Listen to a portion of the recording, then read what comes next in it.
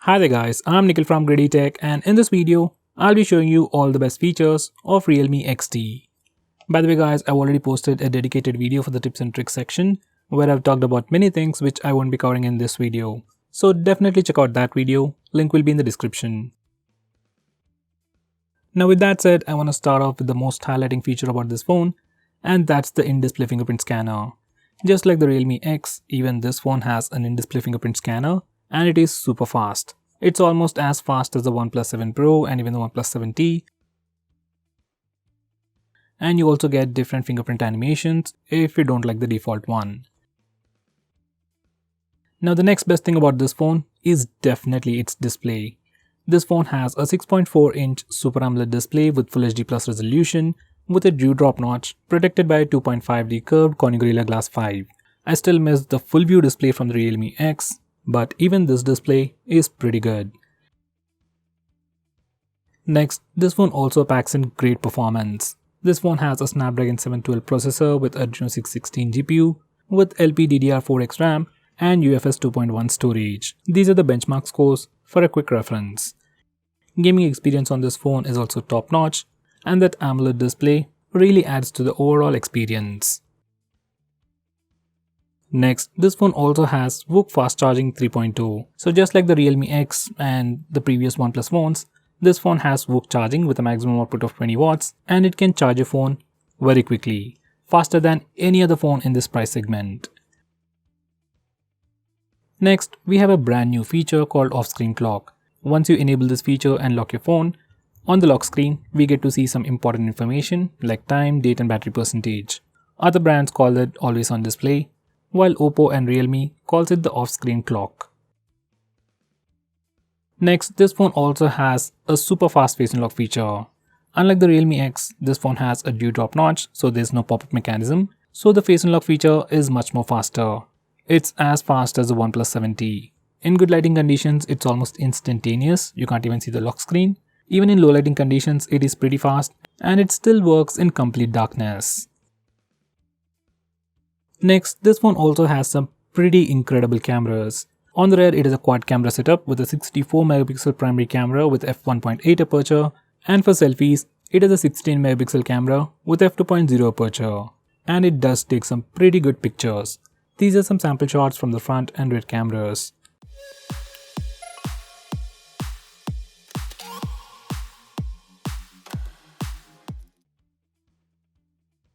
Next, we have a dedicated mode called Ultra 64MP mode. Now, even though this phone has a 64 megapixel camera, by default it doesn't take 64 megapixel pictures. For some reason you want a bigger picture, a bigger 64 megapixel picture, you can try out this Ultra 64MP mode.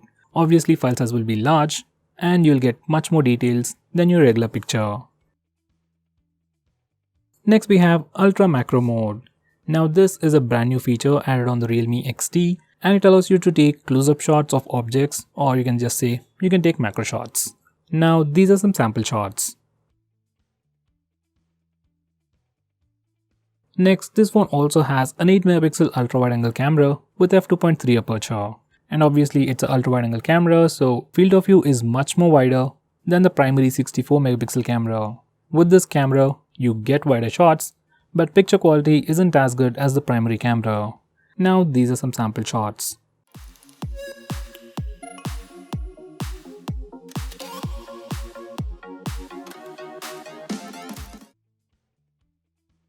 Next we have a dedicated nightscape mode. Now this feature allows you to take better pictures in low lighting conditions, just like the Pixel and all other phones out there. But the results aren't exactly impressive.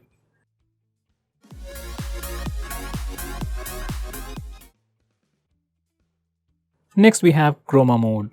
Now this is a very unique feature available only on this phone, or Realme and Oppo phones. You can use it for the front and rear cameras, and once you turn it on, everything will pop out, colors will look super saturated, and images will look very pleasing. Next we have portrait mode for both the front and rear cameras. Now this isn't a very big feature, it's been around for many years, so I won't talk about much. These are some sample shots.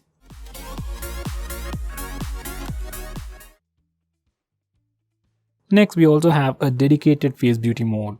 Now this brings in a lot of cool features Like it can smoothen your skin, make your face thinner and even smaller, and do all sorts of crazy stuff. Have a look at this. Next, this phone also supports slow motion video recording. This phone can record at 120fps at 1080p resolution, 240fps at 720p resolution, and an insane 960fps at 720p resolution. Here's a quick sample.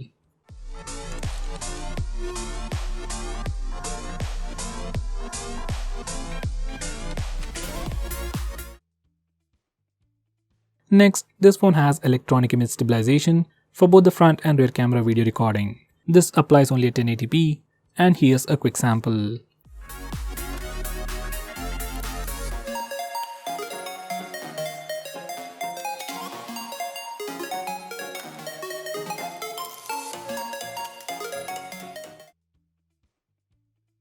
Next, this phone has support for recording video in 4K resolution. You can change the video resolution from the toggles at the top. Now here's a sample footage recorded in 4K resolution, downscaled to 1080p.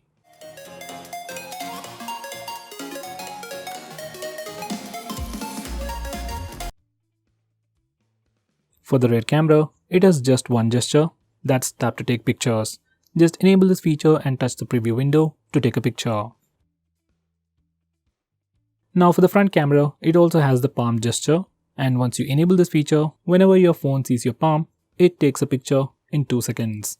This feature is really handy for taking selfies. Next, this phone also has Dolby Atmos sound enhancement. Now this feature is only available for the headset, and if you're using a headset, it can definitely improve your overall audio experience. We have a new navigation gesture called swipe from both sides. Now once you enable this feature, you can swipe from the bottom to go home, swipe and hold for recent apps, and finally swipe from the left side or right side to go back a step. These are the new swipe gestures even seen on Android 10, and it's already available on this phone. Next we have the old style swipe up gestures. Now once you enable this feature, you can swipe from the bottom right or bottom left corner to go back a step. You can swipe from the center to go home, and finally you can swipe and hold from the bottom center for recent apps. Even these gestures work really well. Next we have Android Pie based navigation bar. Now with this, you just get 2 buttons at the bottom, back button and home button. Back button acts like a regular back button. Now home button is special.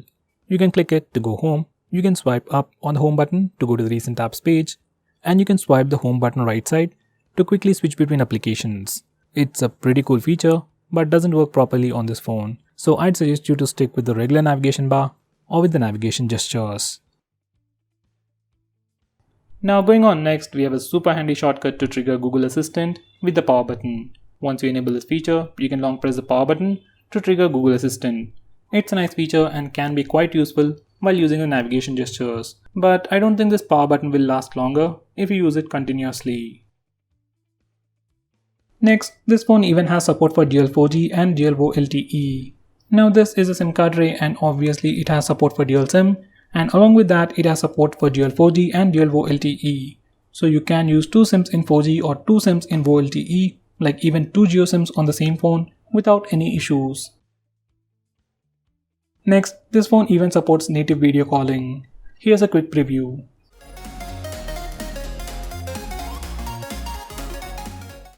Next, it even has a dedicated SD card slot. Nowadays, most of the phones do offer a dedicated SD card slot, but for a phone with this configuration at this price, with all these features, it's quite rare. Next we have 3-finger screenshot. Now before I show you that, let me show you how to take a normal screenshot. On any Android phone, if you want to take a screenshot, press the volume down button and power button both at the same time, and your phone will take a screenshot. It is as simple as that. Now for some reason, if that's a bit difficult for you, or if you need something more easy, you can enable this 3-finger screenshot gesture.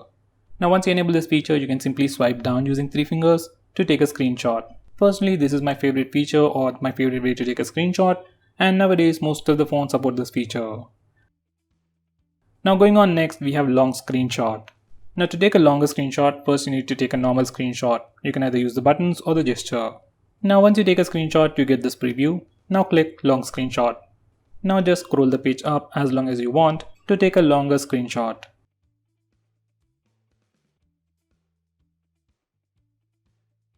Next we have some screen off gestures like double tap to wake, just enable it and double tap the screen to wake it up.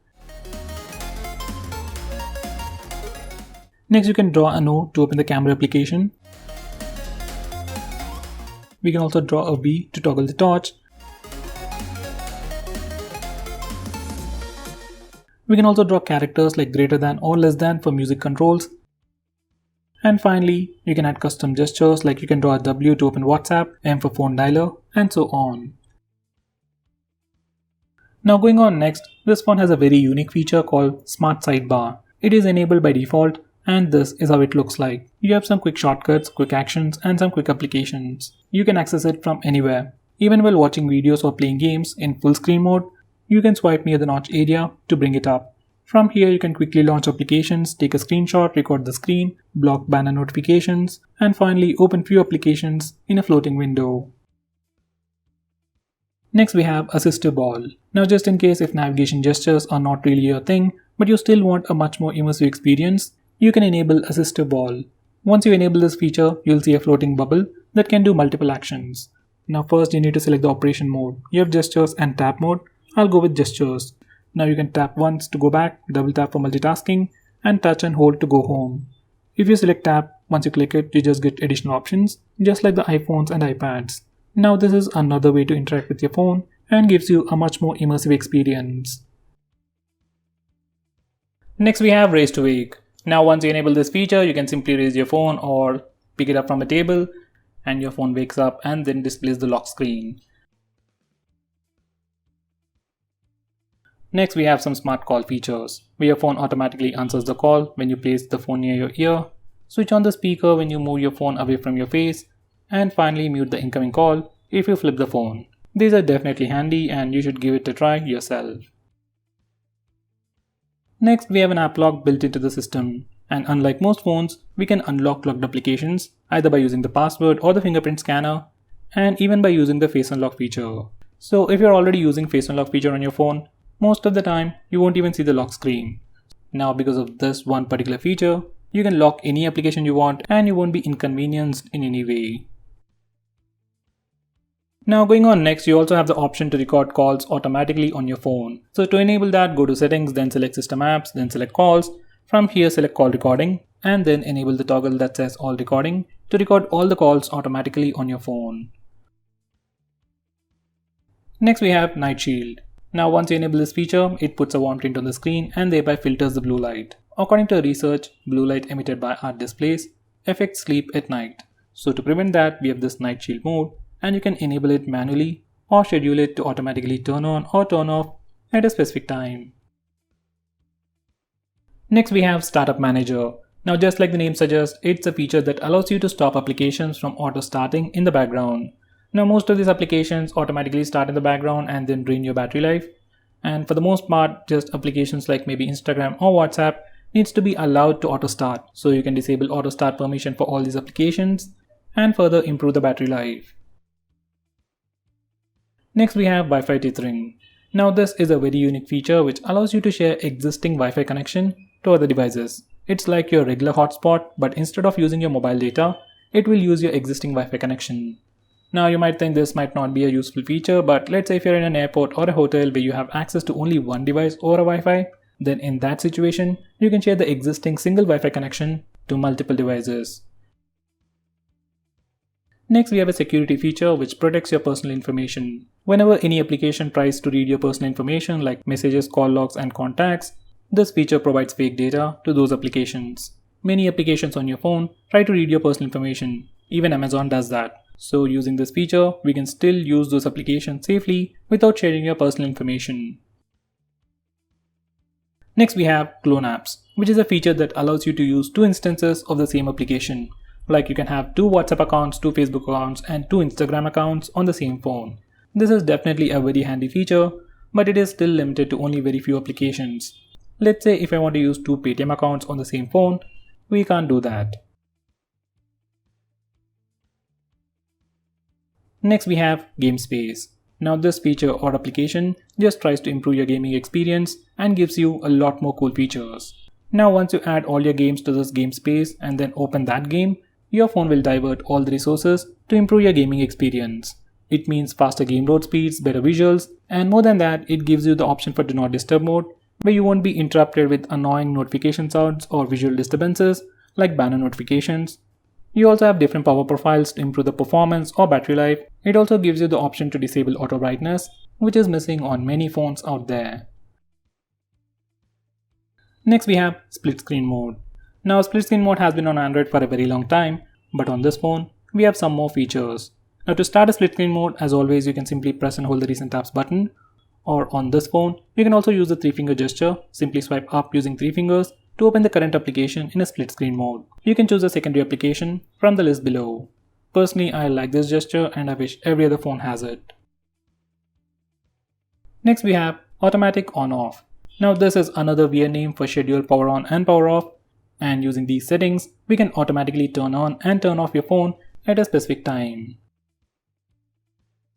Next we have something called Smart Assistant on your default launcher or your default home screen. You can simply go to the leftmost corner to find the Smart Assistant, which simply displays weather information, calendar events, and some quick shortcuts.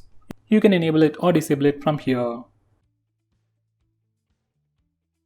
Now going on next, this phone even comes with screen recording. I really don't know why you want to record your screen, especially on an Android phone, but for some reason if you want to record it, you can start it from the notification toggles, or you can also use the smart bar, which can be accessed from anywhere by swiping on the right side corner.